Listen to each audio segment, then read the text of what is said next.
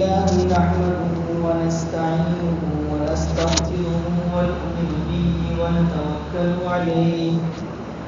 ونعوذ بالله من شرور أنفسنا ومن سيئات أعمالنا من يهده الله فلا مضل له ومن يضلله فلا هادي له وأشهد أن لا إله إلا الله وحده لا شريك له وأشهد أن سيدنا ومولانا محمدا عبده ورسوله صلى الله تعالى عليه وسلم أما بعد فأعوذ بالله من الشيطان الرجيم بسم الله الرحمن الرحيم يا أيها الذين آمنوا ادخلوا في السلم كافة ولا تتبعوا خطوات الشيطان إنه لكم عدو مبين صدق الله العظيم.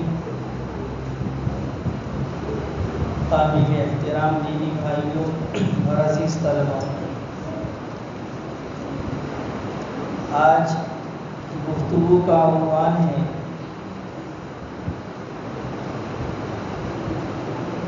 شریعت کو اپنے اوپر نافذ کیا جائے. اللہ تبارک و تعالیٰ نے جو دین ہمیں عطا فرمایا ہے، یہ دین پوری طرح سے کامل و مکمل ہے. قرآن کریم میں اللہ تبارک و تعالیٰ فرماتے ہیں اليوم اکملت لکم دینکم واتممت علیکم نعمتی ورضیت لکم الاسلام دینا. یہ دین جو ہمیں اللہ تبارک و تعالیٰ نے دیا ہے، جناب رسول اللہ صلی اللہ علیہ وسلم پر اسے کامل و مکمل کر دیا ہے. انسان کی زندگی کا کوئی ایسا شعبہ، کوئی ڈپارٹمنٹ ایسا نہیں ہے جس میں اسلام نے کامل رہنمائی نہ کی ہو. اس دنیا میں ہم رہتے ہیں اور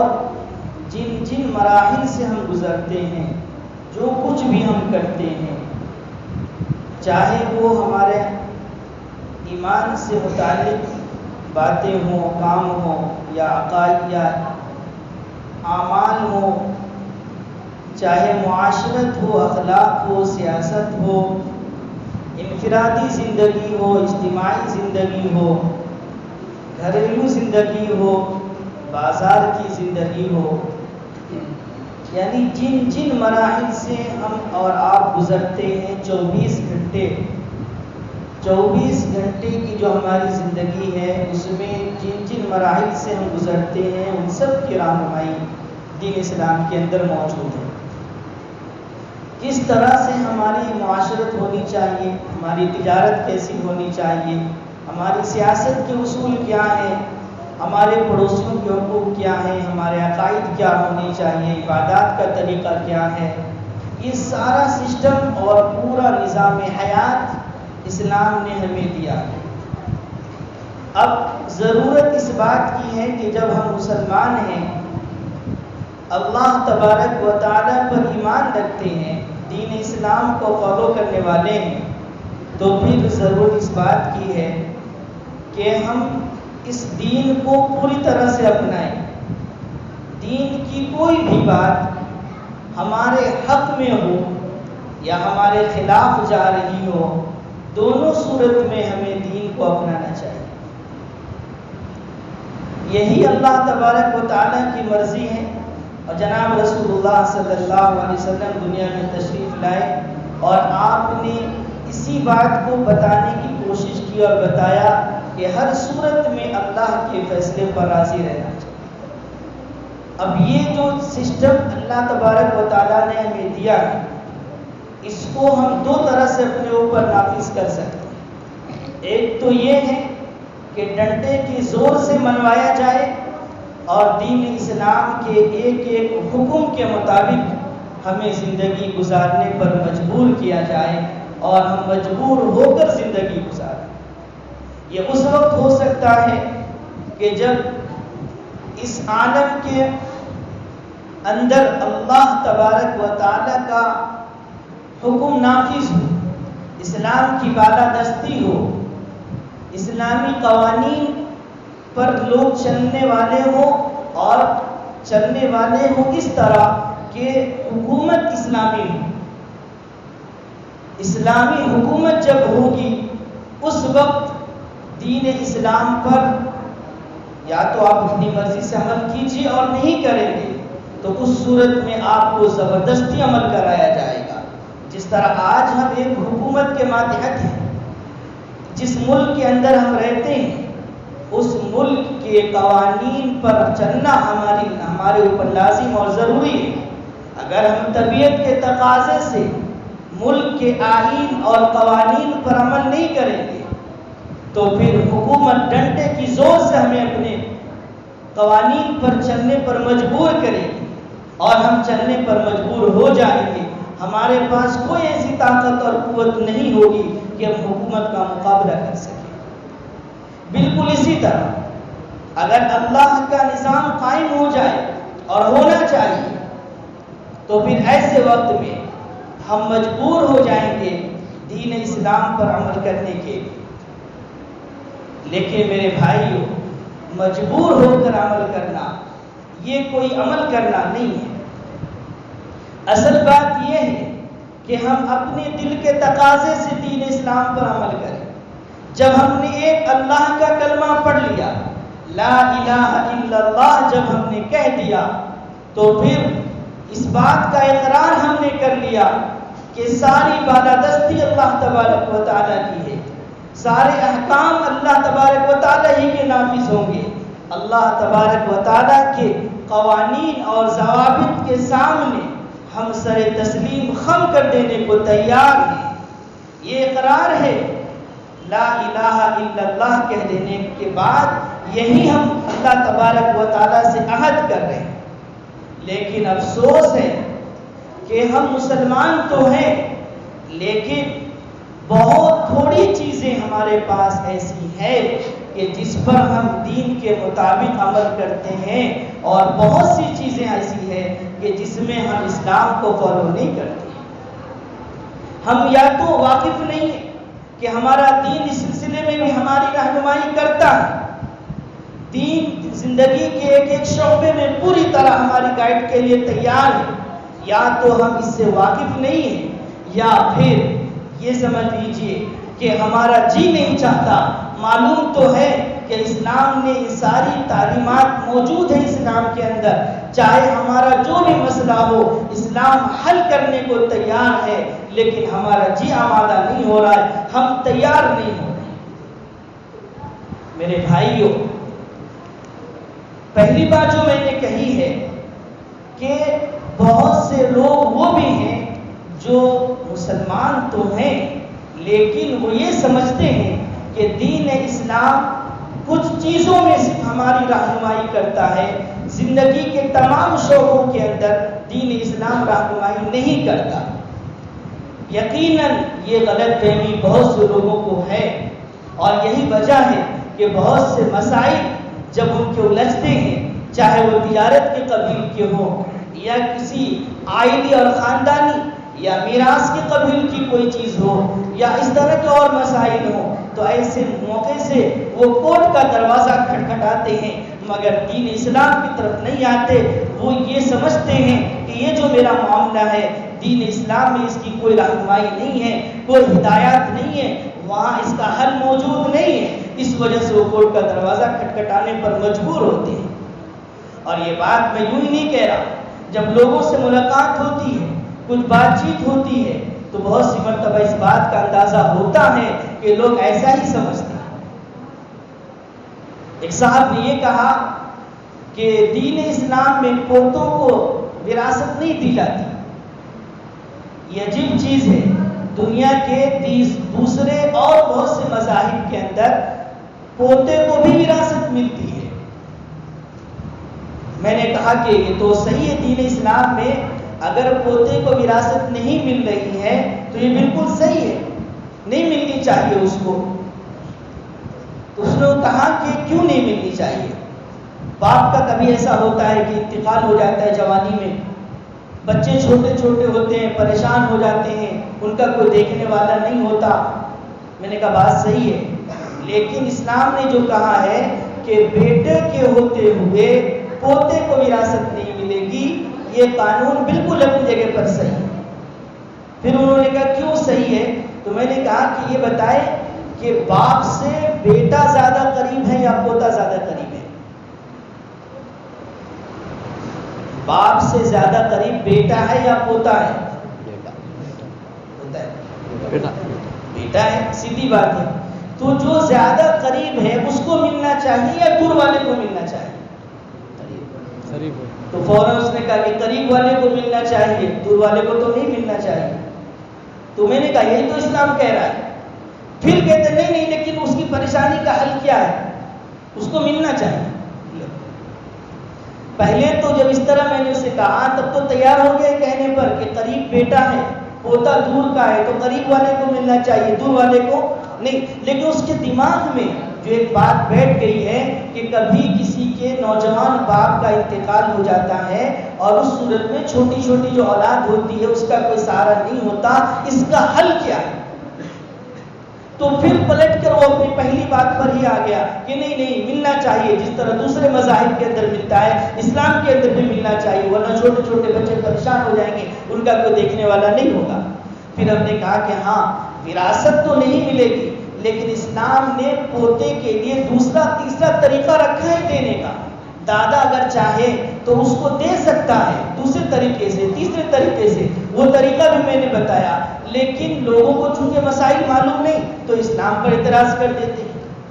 بہرحال وہ اس طرح کی باتیں جب کرنے لگا تو میں نے اسے کہا کہ آپ کو پتہ چل رہا ہے کہ جس قانون پر آپ اعتراض کر رہے ہیں اس اعتراض کے ضمن میں اعتراض اللہ پر ہو رہا ہے، کیونکہ قانون تو اللہ نے بنایا ہے، تو اللہ پر اعتراض ہو رہا ہے۔ تو وہ فوراً سیدھا ہو کر بیٹھ گیا اور انہوں نے کہا کہ ہو نہیں سکتا، میں اللہ پر کیسے اعتراض کر سکتا ہوں، یہ کیسی بات آپ نے کہہ دی؟ میں نے یہ کہا کہ یہ جو قانون اللہ نے بنایا ہے جب آپ اس کی مخالفت کر رہے ہیں تو اللہ پر تو اعتراض ہوا۔ تب وہ کہتا ہے اچھا یہ سارے قانون اللہ نے بنائے، میں تو سمجھ رہا تھا یہ وقف بورڈ والے جو ہیں وہ بناتے ہیں۔ کیا کہہ رہا ہے وہ؟ کہ میں تو یہ سمجھ رہا تھا یہ سارے اسلام کے جو قانون ہیں وہ کون بناتے ہیں؟ یہ وقف بورڈ والے۔ وہ کیا کرتے ہیں وقف بورڈ والے؟ میں نے کہا جا کے پوچھو کیا کرتے ہیں۔ یہ ہے مسلمانوں کی دینی معلومات کا مبلغ، یہ ہے دین کی معلومات۔ اتنی معلومات نہیں ہے کہ جس دین کو ہم مان رہے ہیں، جس مذہب کو ہم فالو کر رہے ہیں، اس کے قوانین اور ضوابط اللہ نے بنائے ہیں، یہ رسول اللہ صلی اللہ علیہ وسلم کے واسطے سے ہم تک بھیجا گیا ہے، یا یہ کہ یہ وقف بورڈ والے بنا کر دیں۔ میرے بھائی ہو، یہ میں کہنا چاہ رہا تھا، اس پر ہی میں نے بات سنائی کہ بہت سے لوگوں کو گھڑی خراب ہے اس کو لگا رکھا ہے، بہت سے لوگوں کو یہ پتہ نہیں ہے کہ دین اسلام یہ تمام مسائل کا حل اس کے اندر موجود ہے، اور بہت سے لوگوں کو یہ تو معلوم ہے، اس کے باوجود وہ دنیا کی کورٹ کا دروازہ کھٹکھٹاتے ہیں اور اپنے مسائل کو دارالقضاء مجلس القضاء میں لا کر حل نہیں کراتے۔ تو ان لوگوں کو یہ سمجھ لینا چاہیے کہ اللہ تبارک و تعالیٰ فرماتے ہیں یا ایھا الذین آمنوا ادخلوا فی السلم کافۃ ولا تتبعوا خطوات الشیطان انہ لکم عدو مبین، کہ مسلمانوں پورے کے پورے اسلام میں داخل ہو جاؤ، اپنے جو بھی مسائل ہیں، جو بھی آپ کی اور ضروریات ہیں، وہ سب دین اسلام کے مطابق حل ہونے چاہیے۔ ایسا نہیں کہ عبادت ہم نے اسلام کے مطابق کر لیا، روزہ نماز اسلام کے مطابق، اور تجارت میں ہم اسلام کے پابند نہیں رہے، ہم اپنے مالی معاملات میں دین اسلام کے قلادے کو اپنے گردن سے نکال دیا، یا یہ کہہ لیجئے کہ اپنے کاروبار کے لائن میں یا سیاست کے میدان میں یا اور دوسری جگہوں پر ہم یہ سمجھ رہے ہیں کہ اسلام کو ماننے کی ضرورت نہیں ہے، اسلام کو فالو کرنے کی ضرورت نہیں ہے، تو سن لیجئے قرآن کریم آپ سے مخاطب ہے، یہ کہہ رہا ہے کہ پورے کے پورے دین اسلام میں داخل ہو جاؤ، یعنی جو بھی ہمارے مسائل ہوں، ایمانیات سے لے کر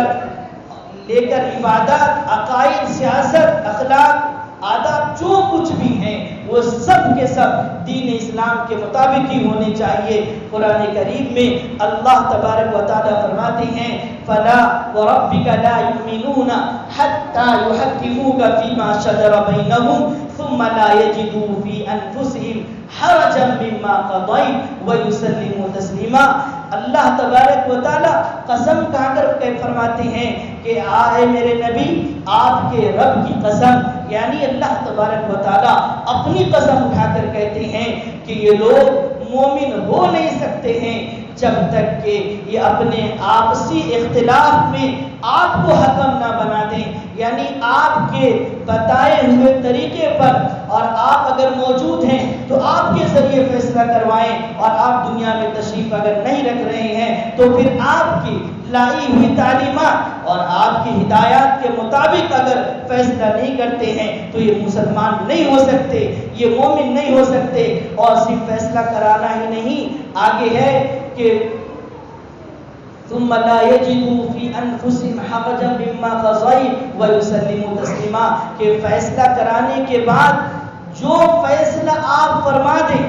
آپ کی تعلیم اور ہدایت کے مطابق جو فیصلہ کر دیا جائے، اس کو ایکسپٹ کرنے میں، اس کو ماننے میں دل تنگ نہیں ہونا چاہیے، خوش دلی کے ساتھ اس کو مانو، وَيُسَلِّمُوا تَسْلِيمًا، اور اس فیصلے کے سامنے سر جھکا دیں، مان لے کہ یہی فیصلہ ہے، یہی اللہ کا فیصلہ ہے، یہی جناب رسول اللہ صلی اللہ علیہ وسلم کا فیصلہ ہے، ہمیں ماننا ہے، دل چاہے تو بھی ماننا ہے، نہ چاہے تو بھی ماننا ہے۔ جب یہ ہماری کیفیت ہو جائے گی، یہ ہماری سوچ ہو جائے گی، جب اس ذہنیت کے حامل ہم بن جائیں گے، ہمارے تمام مسائل دین اسلام کے مطابق حل ہونے لگ جائیں، تب ہم مسلمان کہلانے کے حقدار ہیں۔ اور اگر کچھ چیزوں کو ہم نے مان لیا، کچھ چیزوں کو ہم نے چھوڑ دیا، تو پھر یہودیوں والی بات ثابت آئے گی اَفَتُؤْمِنُونَ بِبَعْضِ الْكِتَابِ وَتَكْفُرُونَ بِبَعْضٍ، کہ قرآن کریم کے میں بعض چیزوں کو لے رہے ہیں، بعض چیزوں کو چھوڑ دے رہے ہیں، یہ کوئی ایمان ہے، یہ کوئی دین ہے، یہ کوئی شریعت پر چلنا ہے، یہ کوئی دین اسلام کا پیروکار ہونا ہے؟ نہیں، دین کے ایک ایک بات کو گلے لگانا اور اس پر چلنا، یہ مومن ہونے کی علامت ہے۔ حضرت ام سلمہ رضی اللہ تعالی عنہ کے گھر میں جناب رسول اللہ صلی اللہ علیہ وسلم کا قیام تھا، آپ گھر میں تشریف فرماتے، گھر کے باہر کچھ آواز آ رہی تھی، ایسا محسوس ہو رہا تھا کہ کچھ لوگ فیصلے کے لیے آئے ہیں، جو آپس میں بحث و مباحثے میں لگے ہیں۔ یہ ہوتا ہے جب دو فریق آپس میں بات چیت کرتے ہیں، ان میں ایک اختلافی شکل ہو جاتی ہے۔ جناب رسول اللہ صلی اللہ علیہ وسلم گھر سے باہر تشریف لائے، اور تشریف لانے کے بعد سب سے پہلے آپ نے فرمایا کہ دیکھو، تم لوگ اپنے معاملات کو، اپنے مقدمات کو میرے پاس لاتے ہو حل کرانے کے لیے، تو یہ پہلی بات یہ ذہن میں رکھو، انما انا بشر، میں بھی ایک انسان ہوں، میں بھی انسان ہوں۔ کہنا کیا ہے کہ ہو سکتا ہے کہ میں اپنی سوچ اور سمجھ سے کوئی فیصلہ کروں تو ہو سکتا ہے اس میں کچھ چوک ہو جائے۔ کیوں؟ اس کی وجہ جناب رسول اللہ صلی اللہ علیہ وسلم نے بیان فرمائی کہ بہت سی مرتبہ ایسا ہوتا ہے کہ جب دو بندے مقدمہ لے کر آتے ہیں، ان میں بعض ایسے ہوتے ہیں جو اپنی بات کو بڑے اچھے انداز میں پیش کر دیتے ہیں، بڑے زوردار انداز میں، حالانکہ وہ حق پر نہیں ہوتے، وہ حق پر نہیں ہوتے ہیں، مگر بولنے کی صلاحیت ہوتی ہے، چرب زبان ہوتے ہیں، بات کرنے کا سلیقہ ایسا ہوتا ہے کہ غلط کو بھی صحیح کرنے کی طاقت رکھتے ہیں، اور اس انداز سے بات چیت کرتے ہیں، ایسا لگتا ہے کہ یہی حق پر ہے۔ اور بہت سے ایسے بھی ہوتے ہیں بیچارے جو حق پر ہوتے ہیں مگر بولنے کا اتنا سلیقہ نہیں ہوتا، بات کہنے کا ڈھنگ اچھا نہیں ہوتا، صحیح طریقے سے اپنی بات نہیں کہہ پاتے، وہ حق پر ہونے کے باوجود ایسا محسوس ہوتا ہے کہ یہ حق پر نہیں ہے۔ تو اس لیے جناب رسول اللہ صلی اللہ علیہ وسلم نے فرمایا کہ اگر کوئی بندہ ایسا ہو جو حق پر نہ ہو اور پھر بھی اپنی بات کو اس طرح ثابت کر دیا کہ یہ محسوس ہونے لگا کہ یہی حق پر ہے اور میں اسے صحیح سمجھ کر اس کے حق میں فیصلہ کر دوں، جبکہ وہ سمجھ رہا ہے کہ یہ فیصلہ جو ہوا وہ صحیح نہیں ہوا کیونکہ میں حق پر نہیں ہوں، میں نے محض بات بنا لی ہے اپنی زبان درازی سے، چرب زبانی سے اپنی بات کو مقدم کر دیا، آگے بڑھا دیا ہے، اس لیے میرے حق میں فیصلہ ہو گیا۔ تو اندر سے اس کا دل ملامت کر رہا ہے کہ تم حق پر نہیں ہو۔ تو اللہ کے نبی علیہ السلام فرماتے ہیں کہ اگر میں نے کسی چیز کا فیصلہ کر دیا تو یہ سمجھ لے کہ جہنم کا ٹکڑا ہم نے اس کے لیے طے کر دیا ہے، کیونکہ وہ سمجھ رہا ہے کہ میں حق پر نہیں ہوں، اس کے باوجود مجھ سے اس طرح غلط بیانی کے ذریعے فیصلہ کروا لیتا ہے، تو یہ سمجھو کہ جہنم میں جانے کا سبب ہو جائے گا۔ تو دنیا کے اندر بہت سی مرتبہ ایسا ہو سکتا ہے کہ آپ حق پر ہیں لیکن کسی وجہ سے آپ کے حق میں فیصلہ نہیں ہو سکا، تو یہ صرف اسلام میں مذہب کے اندر نہیں بلکہ دنیا کی کورٹ کا بھی دروازہ کھٹکھٹاتے ہیں۔ تو بہت سی مرتبہ ایسا ہوتا ہے کہ آپ حق پر ہوتے ہیں، اس کے باوجود فیصلہ آپ کے حق میں نہیں آتا، اور جو باطل پر ہوتا ہے فیصلہ اس کے حق میں ہو جاتا ہے۔ کیوں؟ اس لیے کہ دنیا کے اندر فیصلہ کرنے کا معیار اور ہے، ظاہر کے مطابق فیصلہ کیا جائے گا، جس کے پاس پروف ہوگا، جس کے پاس ثبوت ہوگا، اس کے حق پہ فیصلہ کر دیا جائے گا۔ لیکن جس نے پروف پیش کیا ہے، جس نے ثبوت پیش کیا ہے، ضروری نہیں ہے کہ وہ حق پر ہو، کیونکہ ہو سکتا ہے جھوٹے گواہ پیش کر دیا ہوگا، ہو سکتا ہے جھوٹے کاغذ بنوا کر لایا ہوگا، ہو سکتا ہے وکیل کو، ایڈوکیٹ کو پیسے کھلا کر اپنے حق میں فیصلہ کروا لیا ہوگا، یہ ہو سکتا ہے۔ اس لیے دنیا کے اندر جو فیصلہ ہو رہا ہے، اگر آپ کے اگینسٹ بھی جا رہا ہے، خلاف بھی جا رہا ہے، تھوڑی دیر کے لیے آپ کا دل پریشان ہوتا ہوگا کہ میں تو حق پر ہوں، میں تو صحیح ہوں، اس کے باوجود میرے خلاف فیصلہ ہو رہا ہے۔ ہاں میرے بھائیوں، ہو سکتا ہے دنیا کے اندر، کیونکہ دنیا کے فیصلے کا معیار یہ پروف پر ہے، جو پروف پیش کر دے اس کے حق میں فیصلہ ہو جائے گا۔ لیکن یہی تو وجہ ہے کہ اللہ تبارک و تعالیٰ نے ایک اور عدالت رکھی ہے کہ دنیا کے اندر ساری چیزوں کا فیصلہ صحیح طور پر نہیں ہو سکتا ہے۔ اس لیے اللہ تبارک و تعالیٰ نے فرمایا وَنَضَعُ الْمَوَازِينَ الْقِسْطَ لِيَوْمِ الْقِيَامَةِ، قیامت کے دن ہم انصاف کا ترازو رکھ دیں گے۔ دنیا کے اندر اگر کسی نے جھوٹ بول کر فیصلہ کروا لیا ہے، اگر دھوکہ دے کر فیصلہ کروایا ہے، وکیلوں کو پیسہ کھلا کر فیصلہ کروایا ہے، جھوٹے کاغذ بنوا کر فیصلہ کروایا ہے، جھوٹی قسم کھا کر جھوٹے پروف پیش کر کے فیصلہ کروایا ہے، تو یہ دنیا کی حد تک ہے۔ میرے وہ بندو، تم صبر کر لو، برداشت کر لو، ایک عدالت اور بھی قائم ہونی ہے، وہاں کوئی کاغذ چلنے والا نہیں ہے، کوئی وکیل ساتھ دینے والا نہیں ہے، کوئی جھوٹے گواہ کی مجال نہیں ہے کہ اللہ کے سامنے کھڑے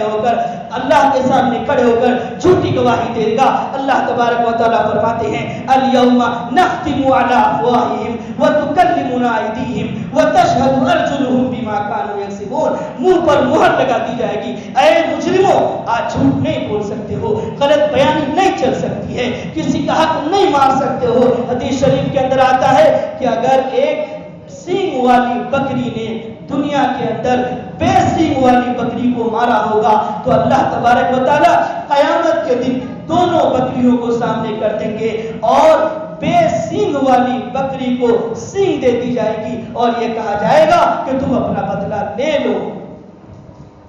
یہ اسلام ہے،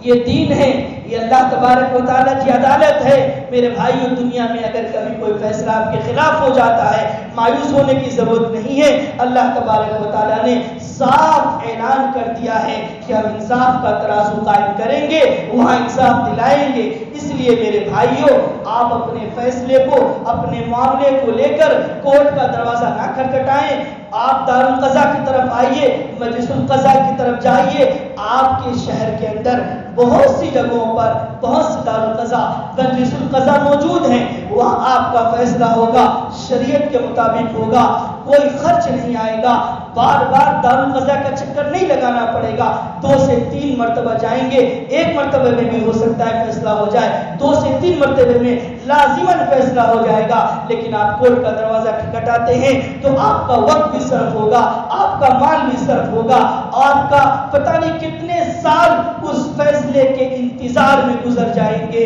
اور یہ عین ممکن ہے کہ ہو سکتا ہے کہ فیصلہ جو آئے وہ ہمارے دین اور اسلام کے خلاف آ جائے، کیونکہ ان کے قوانین اسلام کے خلاف ہیں۔ بہت سے قوانین ایسے ہیں جو اسلام کے خلاف ہیں، تو ممکن یہ بھی ہے کہ فیصلہ جو آیا وہ اسلام کے خلاف آیا۔ تو میرے بھائیوں، یہ کون سی عقل مندی ہے کہ جہاں وقت بھی زیادہ لگ رہا ہے، جہاں پیسہ بھی زیادہ لگ رہا ہے، جہاں دین اسلام کے خلاف فیصلہ ہونا ہے، وہ اس دروازے کو کھٹکھٹائیں، اور جہاں ہمارا وقت نہیں لگ رہا، جہاں ہمارے پیسے نہیں لگ رہے، جہاں دین کے مطابق فیصلہ ہو رہا ہے، اس عدالت میں ہمیں جانا چاہیے یا اس عدالت میں جانا چاہیے۔ فیصلہ آپ کے اوپر ہے، لیکن یہ بات ذہن رکھیے کہ ہم اس وقت تک کامل مومن ہو نہیں سکتے ہیں جب تک کہ ہم اپنے فیصلے کو قرآن و حدیث کے مطابق اپنے معاملے کو حل نہ کریں۔ اسی کو القرآن کریم میں اس آیت کے اندر فرمایا گیا جو میں نے آپ کو پڑھ کر سنایا ہے کہ جب تک کہ جناب رسول اللہ صلی اللہ علیہ وسلم کے لائے ہوئے دین کے مطابق ہم اپنے معاملے کو حل نہیں کرتے ہیں، اس وقت تک ہم مومن کہلانے کے مستحق نہیں ہیں۔ اس لیے میری گزارش ہے کہ ہمارا کوئی بھی معاملہ ہو، چاہے پیسوں کا معاملہ ہو، میراث کا معاملہ ہو، آپسی کو جھگڑا اختلاف ہو گیا ہو، نکاح کا معاملہ ہو، خلا طلاق کا معاملہ ہو، کسی بھی طرح کا معاملہ ہو، آپ کسی بھی جو آپ کے قریب دارالقضا اور مجلس القضا ہے وہاں جائیے اور دین اسلام کے مطابق فیصلہ لیجئے، فیصلہ کروائیے، اور یہ ارادہ کیجئے کہ ہم مسلمان ہیں، ہمارا دین ایسا ہے جس نے تمام شعبوں کے اندر ہماری گائیڈ کی ہے، لہذا ہم اپنے دین کے مطابق اپنے معاملے کو حل کرائیں گے۔ اللہ تبارک و تعالیٰ مجھے بھی اور آپ سب کو عمل کی توفیق نصیب فرمائے، آمین۔ وآخر دعوانا ان الحمد للہ رب العالمین۔